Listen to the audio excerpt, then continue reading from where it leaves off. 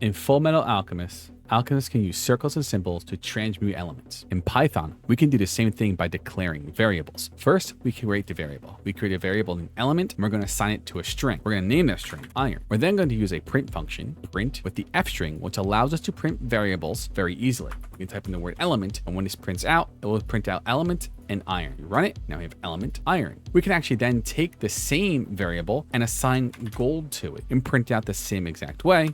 And essentially, we have transmuted iron to gold. Let's dive into this further. So what is a variable? Well, if you think of a transmutation circle, it's really a container or a tool that captures some type of specific essence, purpose, or intent. In Python, our variable is our tool to allow us to store objects, and that could be any type of object. In reality, this is actually a data type, and this data type is a string. A string is just a string of characters. So in this case, we made a string of characters called the word iron, and we assigned it to the container or variable of element. The next line here is our print function. And print function in Python just allows us to print some type of code or string or number out to the screen. In this case, we got element and our variable of iron. In Python 3.0 and up, we have something called an f string, which allows us to build a string using the letter f and then use curly brackets with your variable in the middle of it. But for simplicity's sake, it just makes it easier to format your code. If you were not using Python 3.0, you would have to take your print for your print function and do something a little different. You would have to use concatenation, and we'll discuss this later in a different video as well, but we'll do concatenation. If you use Excel, you probably know what concatenation is. We're going to take the plus sign and the word element, another plus sign, because we want to make it look nice. Make sure we have that period there as well. We're going to have our variable element